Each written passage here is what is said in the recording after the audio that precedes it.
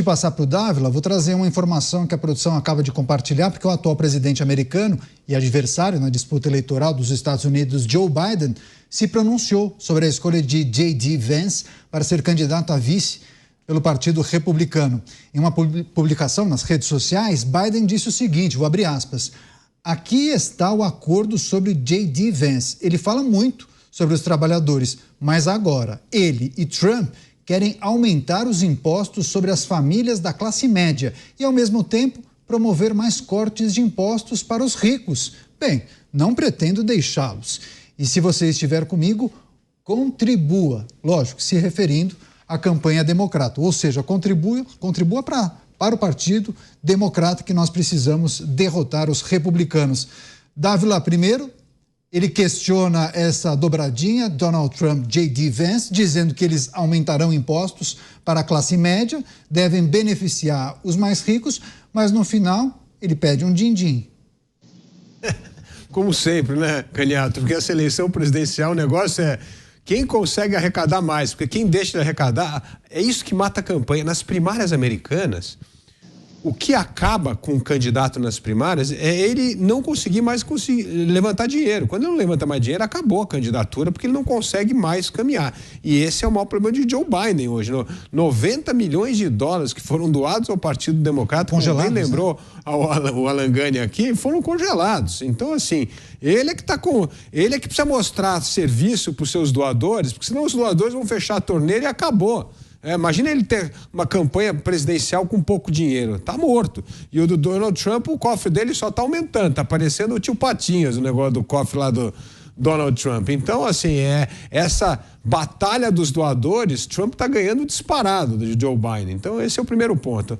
Agora, essa questão de criar medo, que vai taxar mais os trabalhadores e menos os ricos, isso aí não é nem tema de discussão, não tem nenhuma. O Joe Biden, o Donald Trump não disse absolutamente nada sobre esse assunto ainda. Isso aí é uma coisa que vai ser tratada lá na frente. Então, de novo, isso é aquela retórica política para tentar jogar um contra o outro. Por que jogar um contra o outro?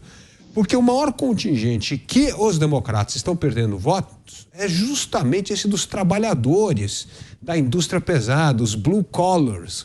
Blue collar chama porque o sujeito usava aquele macacão azul na indústria e esse blue collar é que o J.D. Vance traz para o Partido Republicano. E essa é a turma do voto independente que migra de um lado para o outro, que chama swing votes, que está indo para o lado do republicano e que está deixando de votar em democrata. No fundo, é esse o medo de Joe Biden, é perder essa turma. E o que ele está tentando fazer para reter o voto do trabalhador, do operário, como bem colocou o Gani aqui? É ameaçar, falar, olha, esses republicanos, na verdade, são os deputados, os senadores, presidente da República que defendem os ricos. Quem defende o trabalhador somos nós, democratas.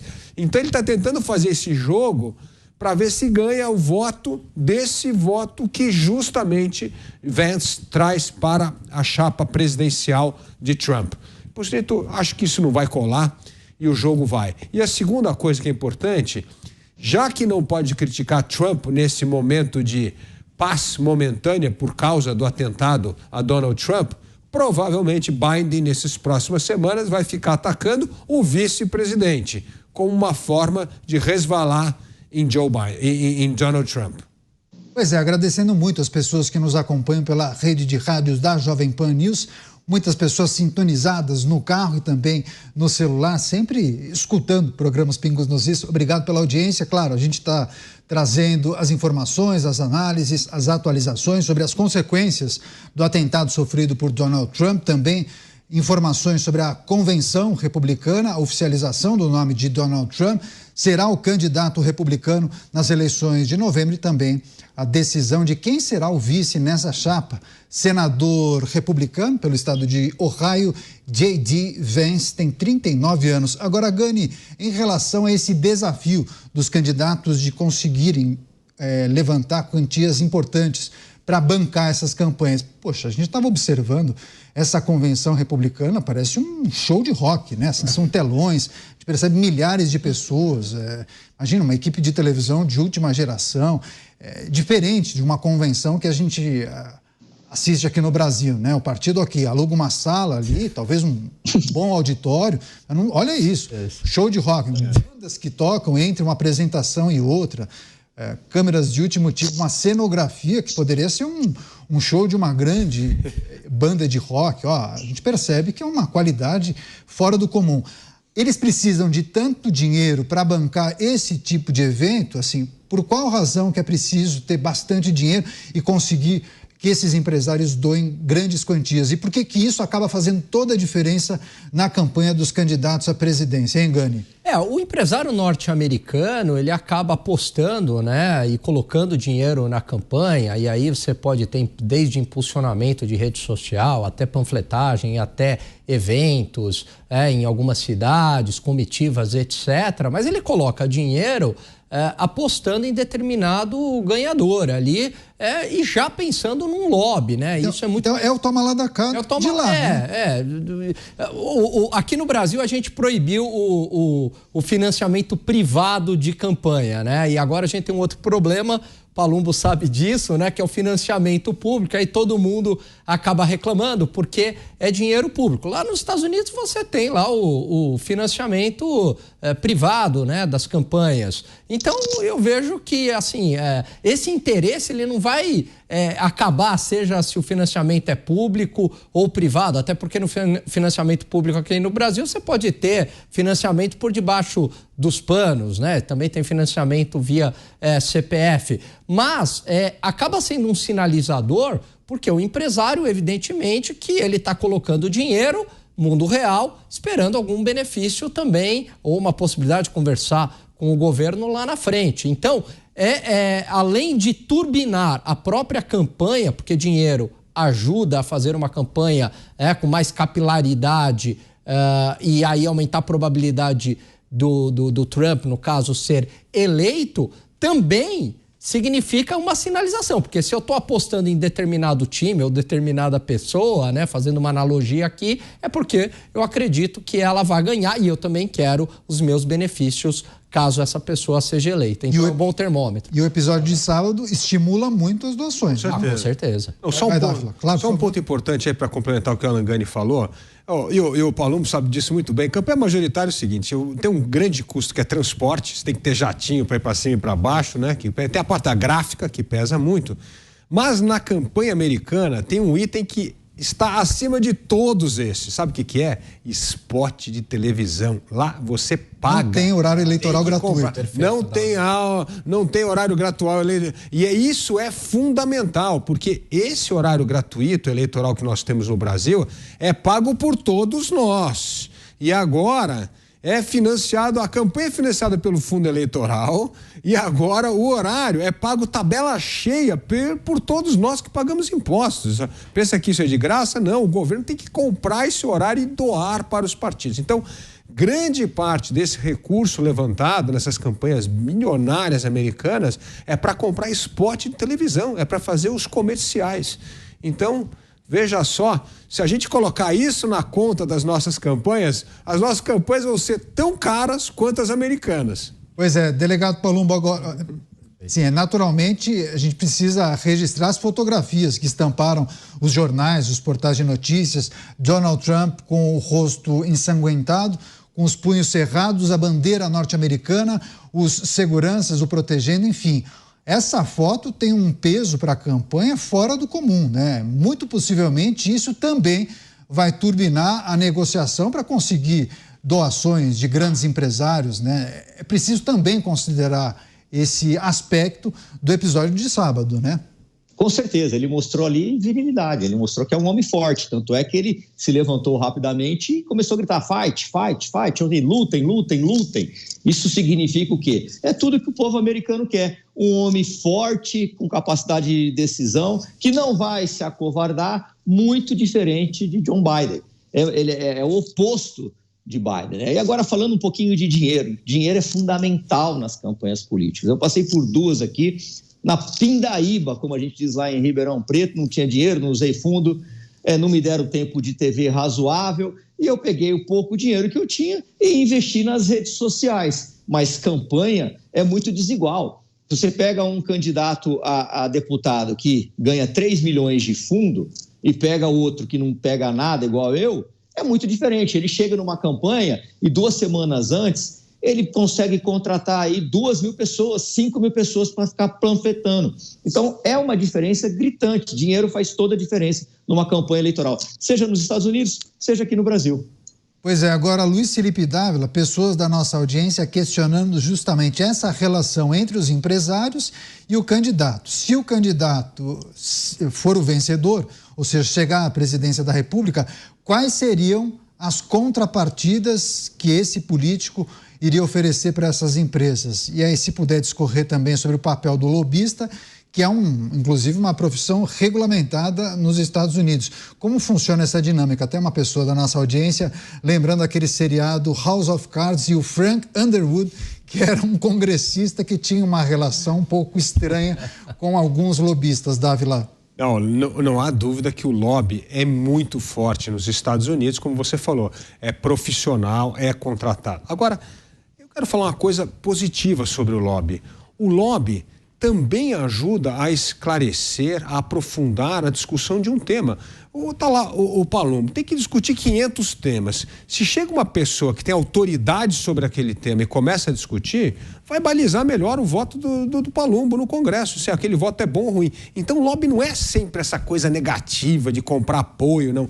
O lobby tem um papel também fundamental de esclarecimento, mostrar estudos, mostrar propostas, discutir melhor as propostas, para saber se aquilo é bom ou ruim para o país. Às vezes um setor contrata um técnico só para apresentar um problema para os congressistas. Isso pode até mudar o voto de uma pessoa, ou pode não, convencer uma pessoa que não, realmente esse cara aqui está vindo com uma conversa meio fiada, que é para defender o endereço da indústria dele, vou votar contra.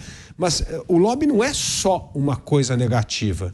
Aliás, está mais do que na hora de legalizar o lobby no Brasil. A gente precisa legalizar o lobby para não entrar essa coisa escusa, porque aí fica uma coisa debaixo do pano que tem uma influência negativa. Então, esse é um ponto importante do lobby aí, que eu acho que a gente geralmente só tem uma ideia ruim do lobby. Agora, o que mais pesa nos Estados Unidos, ao contrário do Brasil, é a atitude do empresário americano e a atitude do empresário brasileiro.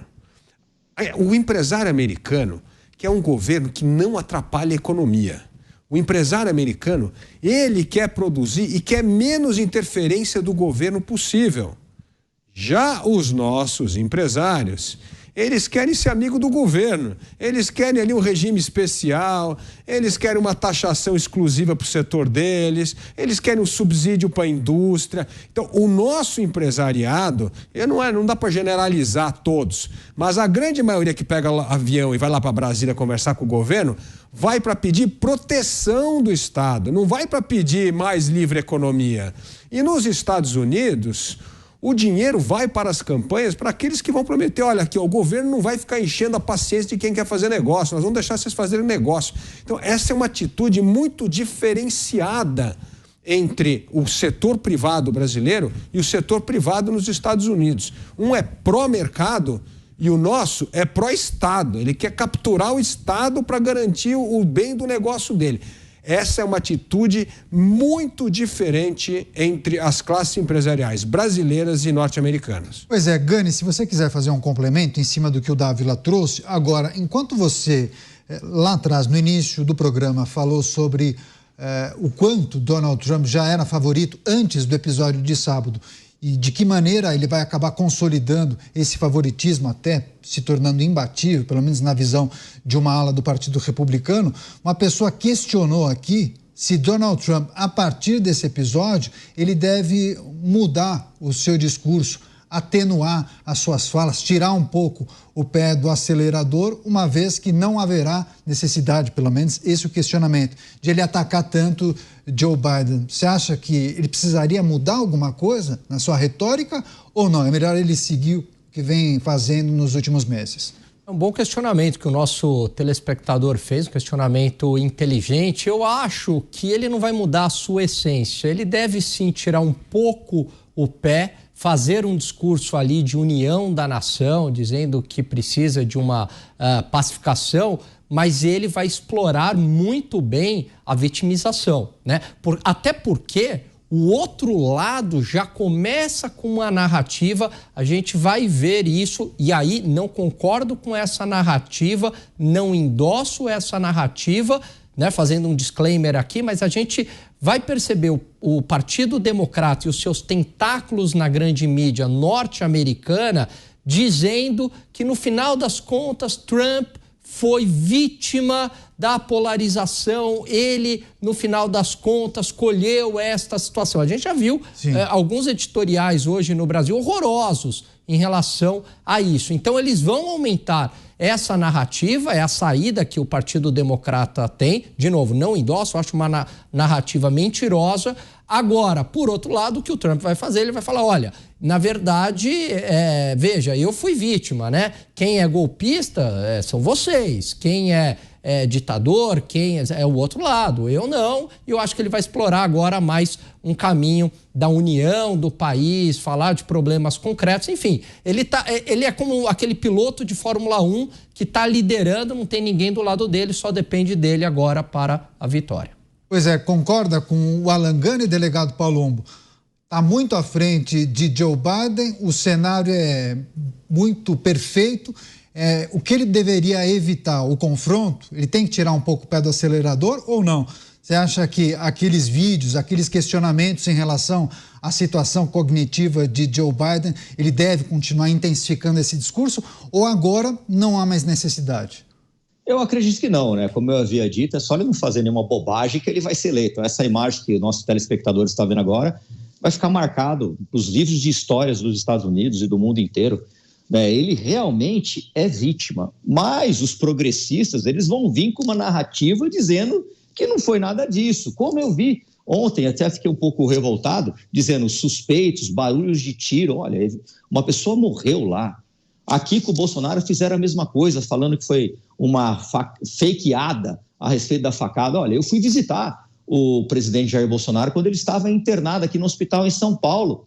Ele tomou uma facada sim, mas eles ficam com essa narrativa o tempo todo e pessoas mais humildes, mais simples, com pouca capacidade intelectiva, eles acabam acreditando nessas narrativas. Eles vão querer inverter de qualquer forma isso, para não colocar o Trump como vítima. Mas ele é vítima sim, e ele já está ali com o pé dentro da presidência dos Estados Unidos.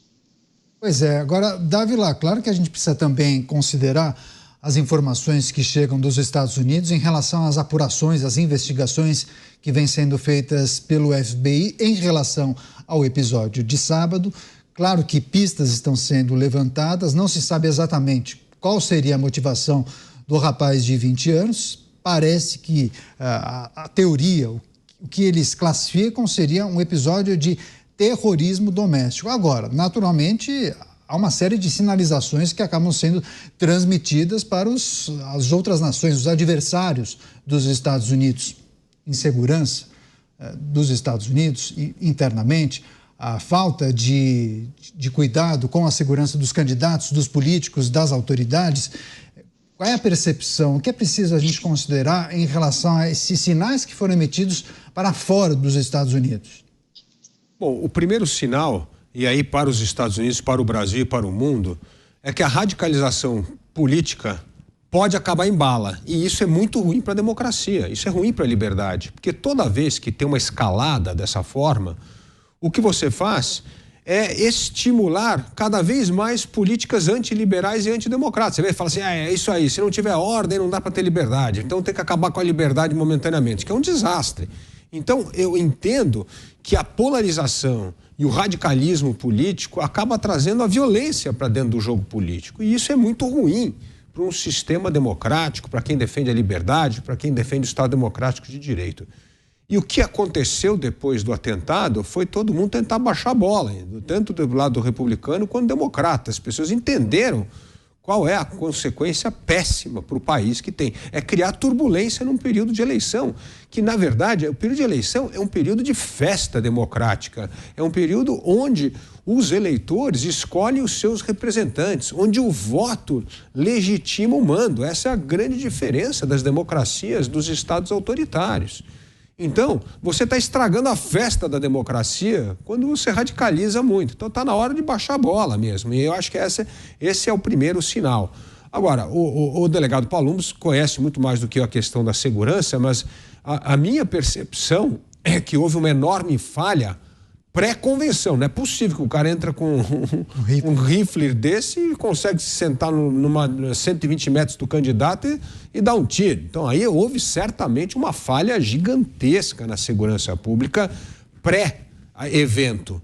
Mas, por outro lado, houve justamente a eficiência da segurança pública norte-americana na hora que a tragédia aconteceu. O presidente foi protegido, o atirador foi morto. Então, assim, imediatamente, eu nunca vi, de repente aparece atirador de tudo quanto é lado, que estava tudo escondido em algum lugar lá, para proteger. Então, mostra-se uma eficiência muito grande das forças especiais quando acontece a tragédia, mas mostra uma enorme deficiência nos sinais importantes que deveria a segurança e a inteligência prestar atenção na campanha presidencial. Então, eu entendo que, a partir de agora, as duas campanhas presidenciais terão suas seguranças reforçadas.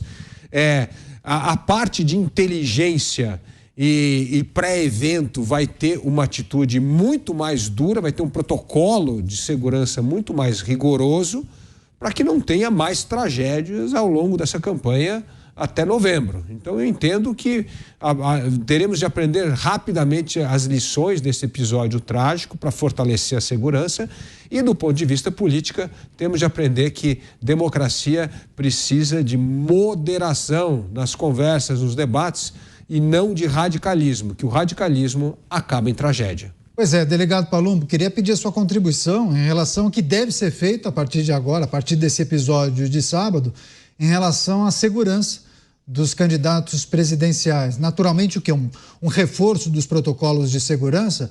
Os Estados Unidos são conhecidos justamente por conta do avanço no sentido de proteger, sobretudo depois do 11 de setembro, a adoção de protocolos muito rígidos, né, para proteger essas autoridades.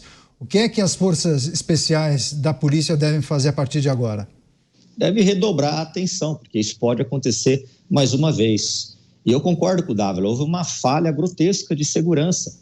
Como que esse atirador estava lá posicionado para dar o tiro, efetuou o tiro, matou uma pessoa e ninguém se atentou com isso antes? Se o avançado tivesse funcionado, teria homens em cima de telhado, como acontece aqui, inclusive no Brasil, que poucas pessoas sabem disso. Quando um presidente da República vai num determinado local, vai num evento, ficam pessoas espalhadas por todo o local ali, inclusive em cima de telhados, em prédios, olhando com o binóculo, olhando para ver se tem alguém armado, e ali houve essa falha que culminou na morte de uma pessoa inocente, que não tem nada a ver com isso. E nos chama a atenção as autoridades brasileiras que estão culpando as armas. É porque lá é fácil comprar arma. Olha, aqui no Brasil o ex-presidente tomou uma facada, não foi com uma arma, chegaram muito próximo dele e ele tomou uma facada. Poderia acontecer ali também, ninguém se sabe se poderia ou não acontecer. Então, culpar as armas é um absurdo, faz parte de mais uma narrativa dos progressistas que querem achar um culpado e justificar isso que é injustificável. Pois é, você, Gani, quer fechar, arrematar em relação às novas perspectivas, os novos contornos para essa campanha eleitoral após o episódio de sábado?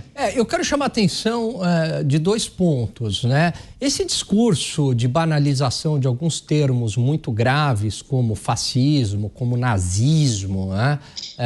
Então, qualquer coisa, você já discorda, você é um fascista, você é um nazista, vai criando no imaginário popular a figura de que, ali tem um nazista, eu preciso matar este nazista, eu estou fazendo um bem para o mundo, né? Uma pessoa já com uma tendência psicopática, ela vai pensar dessa maneira. Então, é muito perigoso e eu acho que isso, a gente tem que tomar muito cuidado com essas palavras, porque no final das contas, esse tipo de discurso, na cabeça de um Adélio, por exemplo, ele está fazendo um bem para a sociedade. Na cabeça desse doido aí também, que morreu, ele também está fazendo um bem para a sociedade. Então, essas questões culturais, elas acabam influenciando e levando a ações concretas na qual o Trump acabou sendo uma vítima e por um milagre de Deus ele não perdeu a sua vida. E concordo em relação a essa questão das armas aí que o Palumbo